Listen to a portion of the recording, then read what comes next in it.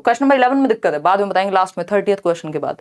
Question number 14 देखिएगा, to ensure retention of students from socio economically disadvantaged groups a teacher should, यानी सामाजिक आर्थिक रूप से वंचित समूहों के बच्चों के साथ उनको सुनिश्चित करने के लिए वो भी सीख पाए टीचर को क्या करना चाहिए। अब सोशियो इकोनॉमिकली डेप्राइव्ड बच्चा कौन है? जो किसी समाज से यानी किसी जाति के आधार पे या इकोनॉमिक स्टेटस गरीब परिवार से है, या कोई पर्टिकुलर जेंडर है, मेल है, फीमेल है, कोई जाति है, उस आधार पे क्या कर रहे हो ब्रो? अपने आप निशा से कुछ नहीं होता, तुमसे सब हो जाता है, बैक हो जाता है, पूरा सिस्टम चेंज हो जाता है 1 घंटे में। तो अगर हम बात करें तो हम ये कह सकते हैं कि जो सोशियो इकोनॉमिकली डेप्राइव्ड या डिसएडवांटेज क्या है, जो हाशिए पे हैं, या तो जिनके पास पैसों की कमी है, या जाति या समूह के आधार पर उनको अलग थलग रख दिया गया है, उनको बराबरी का अधिकार मिला ही नहीं है। तो इस स्थिति में ensure that they take tuitions, tuition देना तो वैसे भी कोई उद्देश्य नहीं है। Ensure that they are given a lot of recall, recall से कुछ नहीं होगा कि आप रटवा दो उनको, बार बार सेम चीज रिपीट करने को कहो, ये कोई पॉजिटिव वर्ड है ही नहीं। Ensure that they do not loss interest in attending school, ये बात बिल्कुल अच्छी है।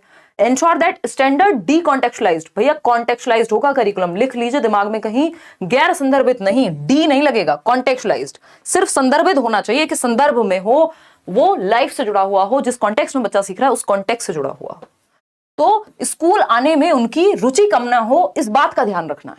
तो अब रुचि बनी रहेगी तो वो सीखते रहेंगे, चाहे डेप्राइव्ड बैकग्राउंड से हो, आज हैं कल नहीं रहेंगे, ठीक। तो सी ऑप्शन। क्वेश्चन नंबर 15 देखिएगा, क्वेश्चन नंबर 15 क्या कहता है, identify the question that test the skill of evaluation, यानी उस प्रश्न की पहचान करें जो मूल्यांकन के कौशल का परीक्षण करती है। यानी वो क्वेश्चन आपको आइडेंटिफाई करना है जो स्किल ऑफ इवैल्यूएशन को परीक्षण करते हैं, यानी बच्चे के अंदर मूल्यांकन की क्षमता है कि नहीं। अगर सिचुएशन आपके सामने कोई दे दी जाए तो आप गलत और सही में कुछ तो अंतर कर पाए, कुछ तो मूल्यांकन कर पाए, तो वो क्षमता है कि नहीं, ये किस तरह के क्वेश्चन पूछने से आपको पता चलेगा। बताइएगा फटाफट से, जल्दी से बताइएगा। बहुत ही बढ़िया। ये कौन है? मोहम्मद साकिब हैं, कह रहे हैं 25,000 लाइव हैं बट 9,000 ही लोग हैं जिन्होंने लाइक किया है। हाँ भाई, लाइक शेयर करते रहा करो, मुझे तो दिख भी नहीं रहा, मेरा ध्यान भी नहीं है आज कितने लोग लाइव हैं। बहुत मजे आ रहे हैं, अच्छा सेट है ये, एक मॉडरेट टू हाई सेट कहेंगे इसको, मतलब हल्का सा टफ की तरफ कहेंगे। ये 30 क्वेश्चंस में से अगर आप 25 ले आ रहे हैं, that means you are doing good. 25 plus लेके आओ बल्कि, ठीक है ना, क्योंकि इतना इजी भी नहीं है और सिलेबस ऐसा भी नहीं है कि इसका जस्ट ऑपोजिट बन जाएगा, क्योंकि सिलेबस से इसी तरह क्वेश्चन बनाए जा सकते हैं। तो in what ways are the books you read today different from the Rigveda, यानी आज आप जो पुस्तकें पढ़ते हैं वो ऋग्वेद से किस प्रकार से भिन्न है, यानी जो पुस्तकें हजारों साल पहले लिखी जा रही थी या जो आज की किताबें हैं वो कैसे अलग हैं। मतलब डिफरेंशिएट करना है, डिफाइन करना है आर्कियोलॉजी को। तो डिफाइन करने में तो आपको नॉलेज लगेगी। ब्लूम टैक्सोनॉमी की बात हो रही है, अगर आपको समझ में नहीं आया डायरेक्टली तो पुरातत्व को परिभाषित कीजिए। परिभाषित करना मतलब भाई नाउन की डेफिनेशन बताओ, नॉलेज में होगी, रट्टा लगाया होगा। व्हाट मेटल्स, तो ये तो नॉलेज है, इवैल्यूएशन तो यहां पता नहीं लगेगी। What metals did people in Harappan civilization use to make tools, recall based बात है कि हड़प्पन सोसाइटी में किस तरह के टूल्स। तो यहां पे नॉलेज और कॉम्प्रिहेंशन हद से हद चेक हो रहे थे, यहां पे सिर्फ नॉलेज हो रही है। When was the site of Harappan civilization discovered, सारे नॉलेज बेस्ड क्वेश्चन है, लेकिन आपको इवैल्यूएशन पे जाना है। ब्लूम टैक्सोनॉमी में आपका जो कॉग्निटिव डोमेन है उसमें 6 लेवल है ना, पुराने वाली में। In what ways are the books you read today different from Rigveda, यानी डिफरेंशिएट करना पड़ेगा। जब डिफरेंशिएट करना पड़े, जब जज करना पड़े, मतलब जज करना पड़ेगा, डिफरेंशिएट करना पड़ेगा, समझ जाइए इवैल्यूएशन यानी मूल्यांकन की बात हो रही है, ठीक। A option is the only right answer over here in context of evaluation. आकलन करने की बात हो रही है, यहां तो वन वर्ड आंसर आप दे देते फटाफट से, आकलन की कहां बात हो रही थी, जज तो करना ही नहीं था आपको कुछ।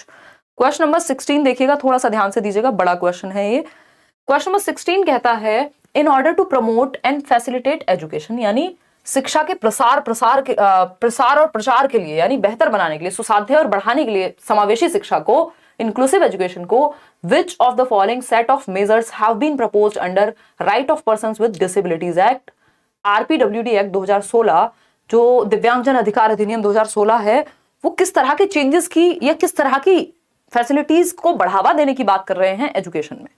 पहला ऑप्शन है conduct survey of school going children in every 5 years, यानी विद्यालय जाने वाले बालकों का हर 5 वर्ष में सर्वेक्षण हो कि कितनी वृद्धि हो रही है, किस लेवल का हमारी एजुकेशन बेहतर हो रही है, ठीक है।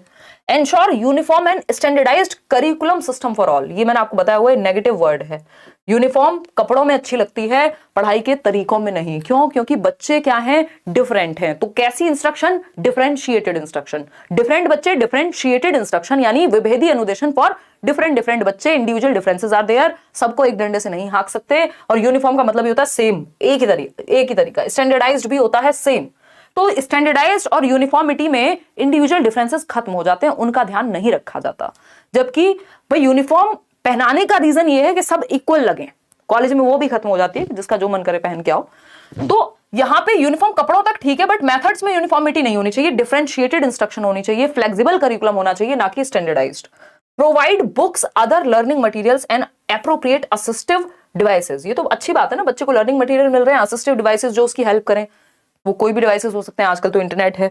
Use of appropriate augmentative and alternative modes of communication. हमेशा अच्छा होता है मल्टीपल मोड्स से सीखे बच्चा, मल्टीपल वेज में सीखे।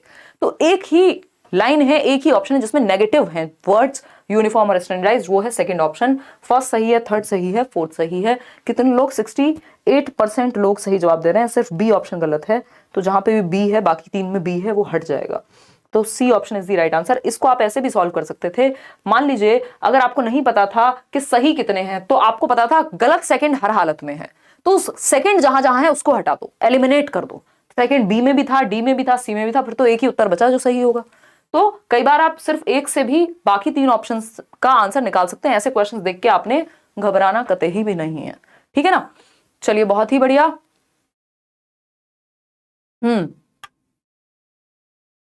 वाह वाह वाह, अभिषेक कह रहे हैं अगर करना है सीटेट पार। कैसे कैसे, ये ऐसा लग रहा है वो नहीं चल रहा है इलेक्शन, उसके नारे होते हैं ना, जैसे कमाल कर दिए। चलिए खैर, बताइए फटाफट से। अगर हम बात करें for the inclusion of students from religious minorities a teacher should, यानी धार्मिक अल्पसंख्यकों के विद्यार्थियों को शामिल करने के लिए, यानी कोई एक रिलीजियस माइनॉरिटी है जो आपके यहाँ, आपके देश में वो जाति या धर्म बहुत कम संख्या में है, तो उस स्थिति में आप क्या करेंगे, कैसे इंक्लूड करेंगे बच्चे को? तो आपको हर तरह के बच्चे को इंक्लूड करना है। एम्फेसाइज करेंगे ज्यादा on the differences than sameness across religions, यानी सभी धर्मों में समानता की बजाय अंतर पे जोर देंगे। फिर तो अगर आप सिर्फ अंतर पे जोर देंगे तो बच्चे क्या कहेंगे, नहीं हमारे वाला अच्छा है, हमारे वाला अच्छा है, हमारा धर्म अच्छा है, हमारा धर्म अच्छा है ना। जबकि हम क्या कहते हैं भाई, लगभग सारे धर्म कुछ ना कुछ एक सिंगल मैसेज देते हैं, उससे क्या होगा, यूनिटी की बात होगी। लेकिन यहाँ ये भटकाने की बात कर रहे हैं पॉलिटिकल पार्टीज की तरह। बी ऑप्शन है present the examples of harmony among members of different religions, यानी विभिन्न धर्मों के सदस्यों के बीच सद्भाव के उदाहरण प्रस्तुत करने हैं, यानी सद्भावना बनी रहे, सब हार्मनी से, चैन से रह सकें, चाहे वो अलग अलग धर्म के क्यों ना हो, या वो लोग जिनके धर्म के लोग ही कम हैं उस जगह पे, वो भी चैन से रह सकें। बात तो सही है।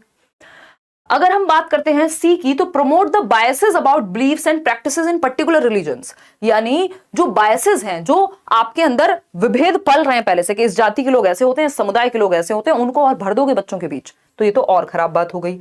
स्ट्रेंथन द स्टीरियोटाइप्स भर दोगे, वही जो चला आ रहा है पहले से कि अरे इनके साथ बैठ के खाना नहीं खाते, इनके साथ बैठ के ये नहीं करते, या ये तो खराब है, ये तो बढ़िया है। तो ये स्टीरियोटाइप्स हैं जो पहले से चले आ रहे हैं, ये भी खराब बात है। एज अ टीचर आपको एक ह्यूमैनिटी को फोकस करना है, ह्यूमैनिटी के साथ चलना है कि हम सभी इंसान हैं, विभिन्न धर्मों के सदस्यों के बीच सद्भावना को, हार्मनी के उदाहरण देने के कैसे अलग अलग धर्म के लोग दोस्त भी हो सकते हैं, साथ में भी रह सकते हैं पीसफुली। तो B option is the right answer. Teacher का तो यही उद्देश्य होना चाहिए, बट आजकल मैं देखती हूँ जो कुछ बहुत ही कम लोग हैं इस तरह के जो सिलेक्टेड भी हैं टीचर्स, है ना, इधर उधर अलग अलग गवर्नमेंट संस्थाओं में भी, वो किसी पर्टिकुलर पार्टी से इतने ज्यादा जुड़े हुए हैं कि वो उसी तरह के स्टेटस लगाते हैं, उसी तरह की चीजें बोलते हैं, और मतलब एक होता है किसी चीज को प्रमोट करना। तो एज अ टीचर आपकी रिस्पॉन्सिबिलिटी पहले तो ये देखना है जिस चीज को आप प्रमोट कर रहे हैं क्या वो बैलेंस की बात कर रही है या नहीं, क्योंकि आप बच्चे के दिमाग में वही जगा रहे हैं। बच्चे का डायरेक्ट इन्फ्लुएंस, बच्चे पे डायरेक्ट इन्फ्लुएंस है टीचर का। तो कोशिश करने कि आपके पर्सनल बायस, मैं किसी पार्टी को मानूं, मैं किसी धर्म को मानूं, मैं किसी जाति को मानूं, अगर पहली बात तो होना चाहिए कि आप खुद ही एक ठीक ठाक ह्यूमन बीइंग हो, बैलेंस्ड। नहीं भी हो पा रहा है तो आप अपने मत अपने तक रखिए, बच्चों को प्रभावित गलत चीजों से मत करिए या एक्सट्रीम पे मत लेके जाइए। सपना सिंह क्या कह रही है, मैम एग्जाम में एक बार ऑप्शन चूज करने के बाद चेंज कर सकते हैं क्या? मेरी बेटी आपको मिनी मैम कहती है। बहुत ही बढ़िया सपना। और आपकी बेटी मिनी, मतलब मैं इतनी छोटी दिखती हूँ क्या? खैर मजाक कर रही हूँ।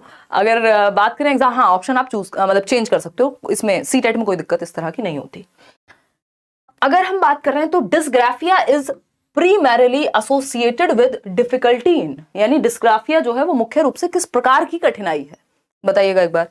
राइटिंग, ग्राफ का मतलब ही मैंने आपके साथ डिस्कस किया है, राइटिंग, ग्राफ बनाना पड़ता है ना, ग्राफ पे कुछ कुछ करते हो, उससे याद रख लेना, मतलब जोड़ के कि ग्राफ पे पेपर से कुछ पेंसिल्स का यूज तो करना पड़ेगा ना। गॉड, देखिएगा, तो राइटिंग से रिलेटेड है डिस्ग्राफिया डायरेक्टली। वॉकिंग का तो यहाँ पे कोई मतलब नहीं है, वो डिस्प्रैक्सिया होता है जो वॉकिंग को प्रभावित करेगा, डिसलेक्सिया है जो रीडिंग को प्रभावित करेगा। तो D option is the right answer over here. आगे बढ़ेंगे, क्वेश्चन नंबर